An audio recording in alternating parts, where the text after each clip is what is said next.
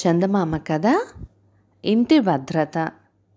రాజవరంలో శివయ్య అనే ఆసామికి ఊరి నడివీధిలో పెద్ద మండువా లోగిలి ఒకటున్నది. వయస్సులో ఉండగా బాగా శ్రమించి సంపాదించిన డబ్బుతో స్వయంగా కట్టించుకున్నందువల్ల అతడు ఆ ఇంటిని ఆరో ప్రాణంగా చూసుకునేవాడు. ఒకరోజు శివయ్య భార్య సుందరమ్మ అతడితో, ఊళ్ళో వాళ్ళు కొందరు జట్టుగా కాశీయాత్రకు ఏర్పాట్లు చేసుకుంటున్నారు. 4 పుణ్యక్షేత్రాలు తిరిగి నలుగురు దేవుళ్లను కొలుచుకు రావటానికి ఇంతకన్నా మంచి అవకాశం రాదు. మనం కూడా బయలుదేరదామా అని అన్నది. శివయ్య విసుగ్గా, లంకంత ఇంటిని అలా వదిలేసి ఈ యాత్రలేమిటి? కాశీ వెళ్ళి తిరిగి వచ్చేసరికి 6 నెలలైనా పడుతుంది. ఈలోగా ఇంటి భద్రత ఎవరు చూసేట్టు అన్నాడు. భర్త అలా అనగానే సుందరమ్మ కోపంగా, నీ ప్రాణానికి ఇంటికి ఏదో లంకి ఉన్నట్టు కనబడుతున్నది. దూరంగా ఉద్యోగాలు చేసుకుంటూ అక్కడే స్థిరపడిపోయిన నీ కొడుకులకు ఈ ఇంటి అవసరం ఎలానూ లేదు. దీన్ని అమ్మి పారేసి మన ఇద్దరిని తమ దగ్గరకు వచ్చి ఉండమని వాళ్ళు ఎన్నాళ్ళుగానో చెబుతున్నా నీ తలకెక్కడం లేదు. ఇప్పుడు ఆ పని నువ్వు చేస్తే మనకు ఇల్లు ఏమైపోతుందో అన్న బెంగ ఉండదు. యాత్రలకని డబ్బు కోసం ఎవరిని దేపరించవలసిన పని ఉండదు. ఆ తర్వాత మనిద్దరం కొడుకుల దగ్గరికి పోయి హాయిగా ఉందాం అన్నది. నేను బ్రతికుండగా ఈ ఇంటిని అమ్మే ప్రసక్తే లేదు అంటూ శివయ్య భార్యను గట్టిగా మందలించాడు. అయినా సుందరమ్మ ఊరుకోక మొండిగా, ఎప్పుడు ఎక్కడికి తీసుకువెళ్ళమన్నా ఇల్లో అంటూ వాయిదా వేస్తున్నావు. కాలు చేయి గట్టిగా ఉన్నప్పుడు ఇలాంటి యాత్రలు పూర్తి చేసుకోవాలన్న సంగతి నీకు అర్థం కావటం లేదు. కావాలంటే మనం తిరిగొచ్చేదాకా ఇంటిని భద్రంగా చూడ్డానికి నా తమ్ముడు లేడా? నీ మేనలుడు కాదంటాడా అన్నది. ఈసారి శివయ్య భార్యకేసి కళ్ళెర్ర చేస్తూ, ఇల్లంటూ కదిలితే తాళం వేసైనా పోతాను కానీ బంధువులను మాత్రం లోన అడుగు పెట్టనివ్వను అని ఏదో ఆలోచన వచ్చిన వాడిలాగా చప్పున లేచి, నువ్వు కోరిన ప్రకారమే యాత్రలకు వెళ్ళడం జరుగుతుందిలే అంటూ వీధిలోకి నడిచాడు. భర్త అలా అనగానే సుందరమ్మకు కలిగిన ఆనందం అంతా ఇంతా కాదు. శివయ్య తిన్నగా షావుకారు వరదయ్య ఇంటికి వెళ్ళి తను కాశీయాత్రకు వెళ్తున్నట్టు చెప్పి ఇంటిని తాకట్టు పెట్టుకొని 2000 ఇవ్వమన్నాడు. వరదయ్య లోపల సంతోషపడిపోతూ పైకి మాత్రం ముఖం చెట్లించి, ఇలా తాకట్టు పోకట్లు ఎందుకు, వడ్డీ దండగా, ఇల్లు అమ్మేస్తే పోలే. నువ్వు సరేనంటే పెద్ద మనుషులు నలుగురికి కబురు చేసి ఇంటికి న్యాయమైన ధర కట్టిస్తాను అన్నాడు. శివయ్య చిరాకుగా, నాకు కావాల్సింది ఇంటి మీద అప్పు, వీలు కాదంటే మరో చోటకి పోతాను అన్నాడు. సరే నీ ఇష్టం, కానీ ఒక సంగతి మాత్రం గుర్తుంచుకో.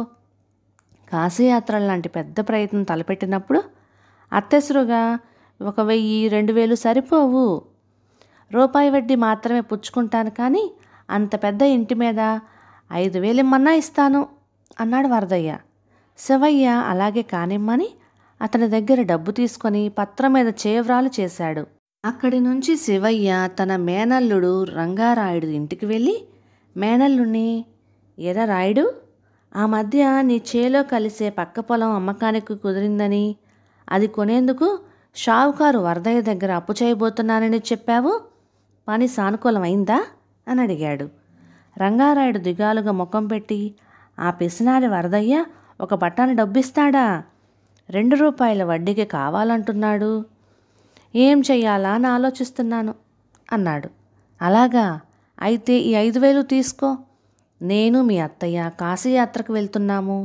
నేను తిరిగి రాగానే 1 రూపాయి వడ్డీతో ఈ 5000 నాకు తిరిగి ఇవ్వాలి అని శివయ్య మేనల్లుడికి డబ్బిచ్చాడు.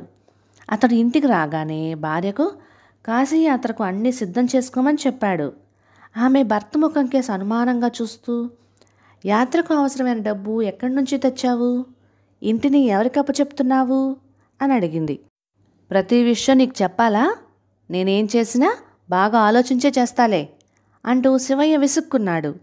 ఆ తరువాత వారం రోజులకు ఆ దంపతులిద్దరూ మిగతా యాత్రికులతో కలిసి కాశీకి ప్రయాణమయ్యారు. 6వ నెల జరుగుతుండగా శివయ్య సుందరమ్మ యాత్ర నుంచి తిరిగి వచ్చారు. సుందరమ్మ భర్తతో ఇల్లంతా తిరిగి చూస్తూ ఇలా అన్నది, 6 నెలల నుంచి ఇది మనుషులు మసలని ఇల్లంటే ఎవరైనా నమ్ముతారా? ఇల్లంతా అద్దంలా ఉన్నది. ఎక్కడా రవ్వంత దుమ్ము కానీ బూజు కానీ లేదు. నీళ్లు పోసే వాళ్ళు లేక దొడ్లోని చెట్లు పాదులు ఎండిపోయి ఉంటాయనుకున్నాను. కానీ అవి మునుపటి కన్నా ఎక్కువగా నవనవలాడిపోతున్నాయి అన్నది ఆశ్చర్యంగా. శివయ్య చిరునవ్వు నవ్వి, ఇదంతా ఆ షావుకారు వరదయ్య చలవా అన్నాడు. సుందరమ్మ నివ్వెరపోయి, ఇంటిని ఇంత భద్రంగా కాపాడవలసిన అవసరం షావుకారుకి ఎందుకు కలిగింది అని అన్నది. అందుకు పెద్ద కారణమే ఉన్నది. మనం ముసలివాళ్ళం అయిపోయాం కనుక ఏదో ఒకనాడు కొడుకుల దగ్గరకు వెళ్ళిపోతామని, అప్పుడు కొంచెం ఎక్కువ ధరైనా పెట్టి ఈ ఇంటిని తాను కొనుక్కోగలనన్న ఆశ షావుకారుకు ఉన్నది. అందుకే నేను 2000 అడిగితే కాదని ఇల్లు తాకట్టు పెట్టించుకొని 5000 ఇచ్చాడు.